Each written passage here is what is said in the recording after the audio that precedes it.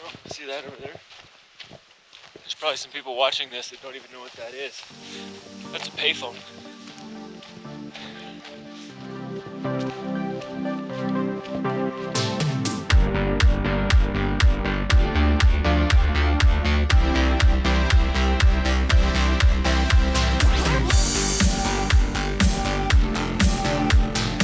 Finally made it to the Yukon.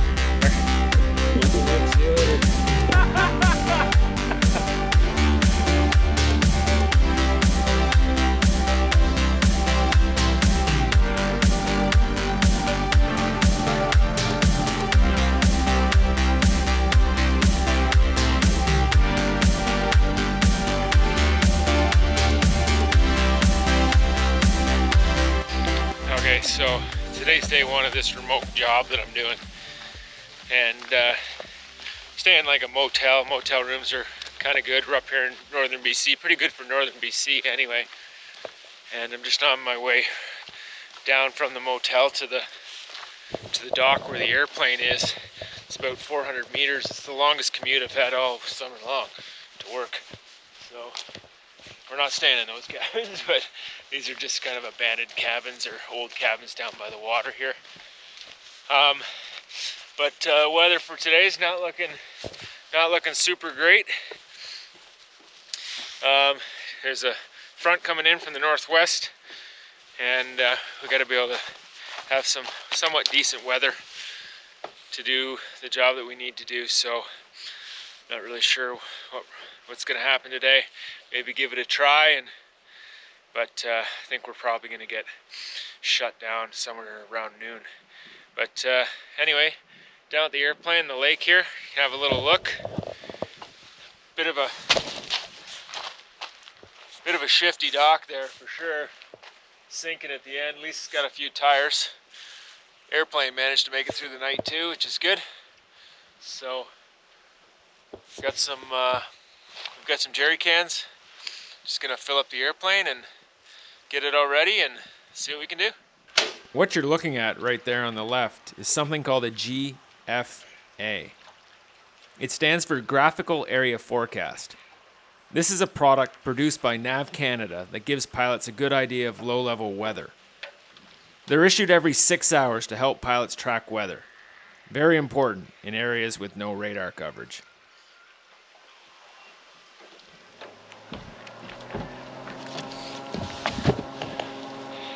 If you're looking for some dock boy or some dock girl to fill up the airplane for you doing this job, not gonna happen.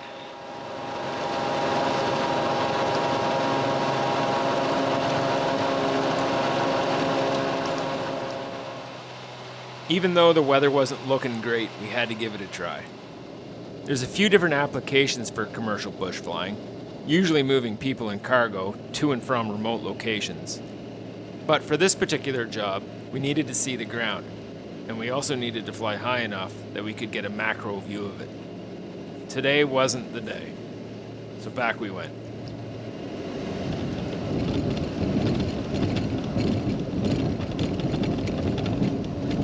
Okay, so that day ended a little bit early. Got some real nasty weather coming up the valley here.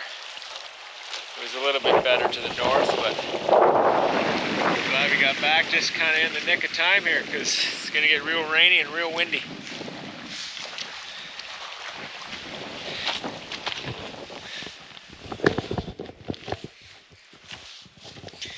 Okay, morning. So today's day 2. Looks like a little bit of the same as yesterday. It's not quite as windy, as you can see. So we're gonna give it another try. Here I'm checking to see if there's any water in the fuel. Since water is more dense than avgas, it sinks to the bottom of the fuel tanks and will be present in the fuel sample I'm taking if any exists. It actually looks like, other than clouds, like quite a nice day for flying. It's calm, a little rainy, but it'll be a good day. But might not have the ceiling and the visibility for what we're trying to do today. 3, 4, 5. We are blowing. Come on.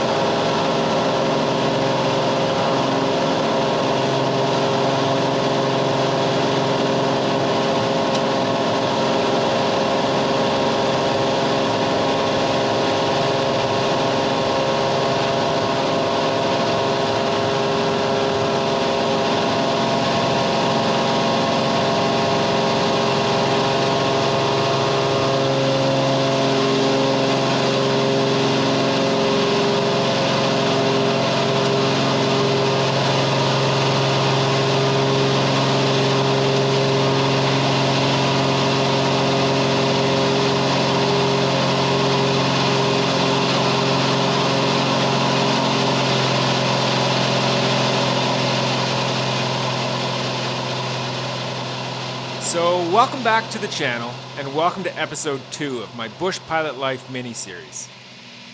If you're new here, my name's Jamie. I want to make sure I answer any questions you have about bush pilot life throughout this mini-series. So if you have a question, or there's an area of bush flying you want to know more about, make sure to leave a comment, and I'll try to work the answer into the next few episodes.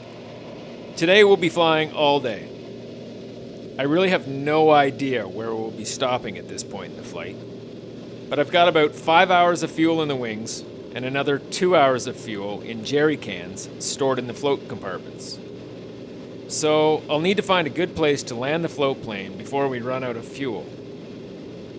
Right now we're out in the Spetzizi Wilderness area. This is where I did most of my commercial bush flying all season. However, this remote job is a contract job. Most bush operators will likely have some contract work for the government, as well as for the oil, gas, and exploration industries.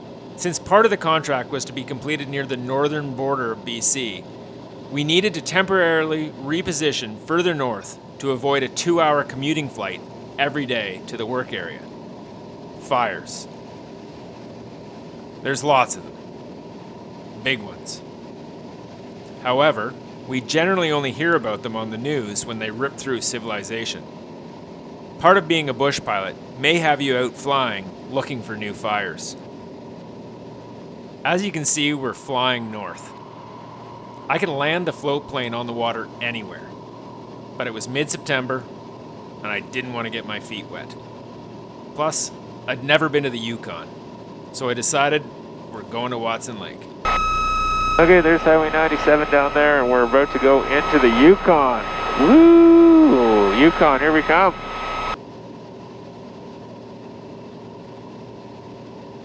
Watson Lake is in a Class E control zone. However, there is no tower or FSS on site. But there is something called a Community Aerodrome Radio Station, or CARS for short. This is not air traffic control.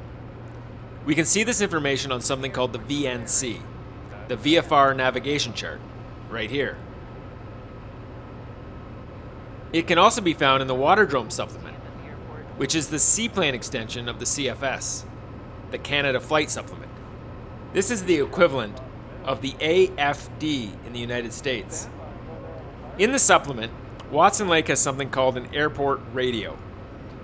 And in most cases, it is provided by a community aerodrome radio station, CARS, and is established to provide aviation weather and communication services to enhance aircraft access. The person attending the radio is trained to conduct aviation weather observations and radio communications to facilitate aircraft arrivals and departures. All communication does not go through them. Arriving and departing aircraft are expected to follow the reporting procedures for MF areas, mandatory frequency. And VFR traffic is not permitted in the Class Echo control zone unless the weather meets the VFR minima for control zones. We clearly did not have a problem with the weather today.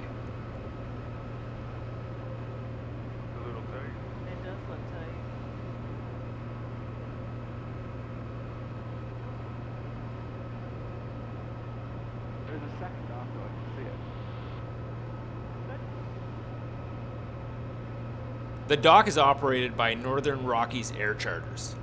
Their pilots do much the same as me, I'm sure. So we're going to stop in and see if we can make nice. Dock looks pretty full though. I also need to get the jerry cans out of the floats and put the fuel in the wings. We have to make it all the way back to Tatoga, and if I don't put in the extra fuel I'm carrying, I don't think we'd make it.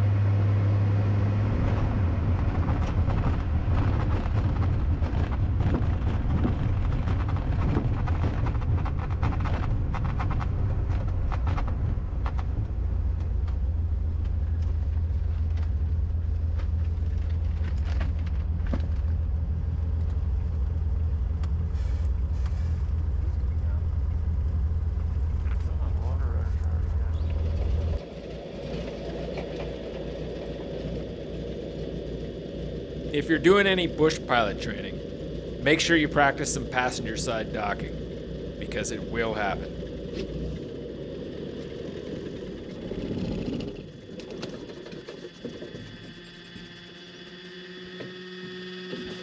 Hi there.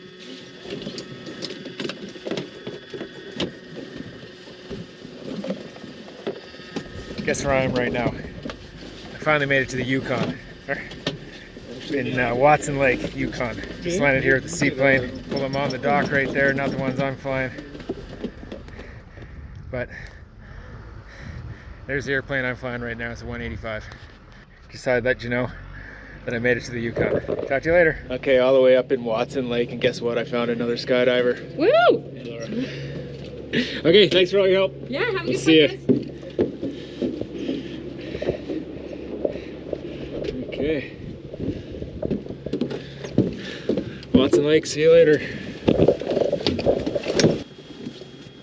Okay, here we go. Thanks, Laura. Bye.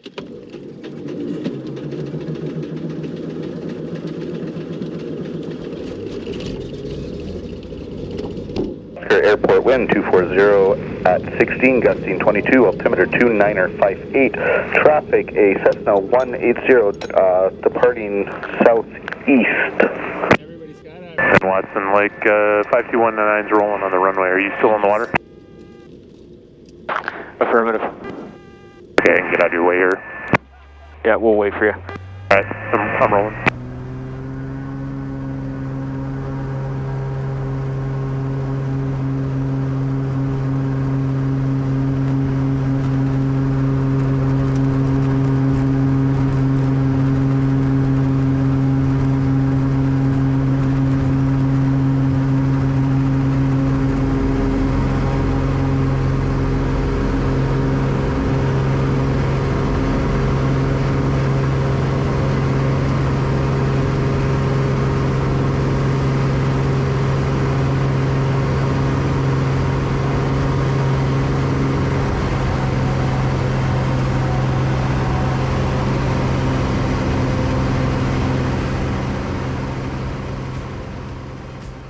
So here I am telling the entire world about the health problems I've been through and how I've navigated them.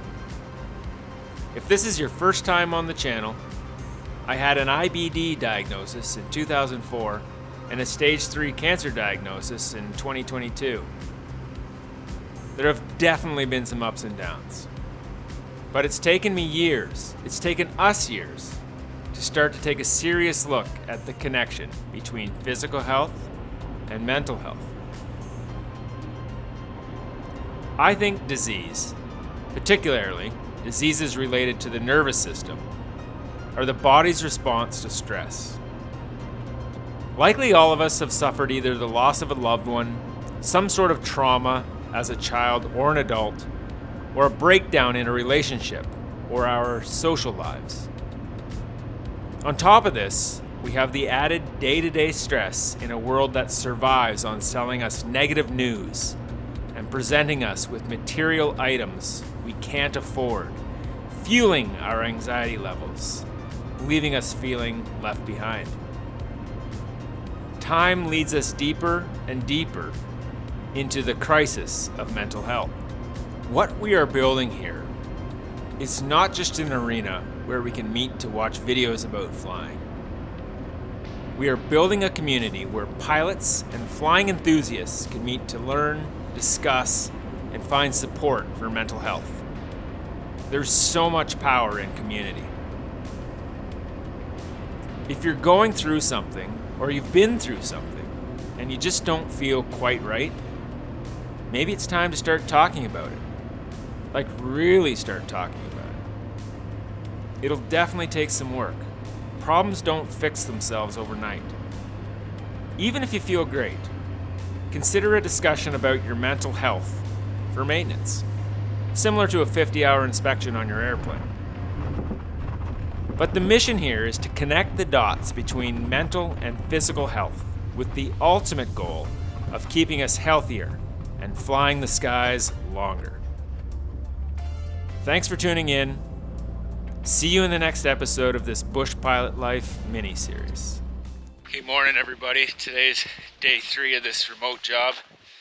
We've got some fuel drums and some jerry cans and a hand pump, and so I've just got to get the hand pump into the fuel drums and start filling up the airplane. And if you're not into hand pumping your own fuel, bush flying might not be for you.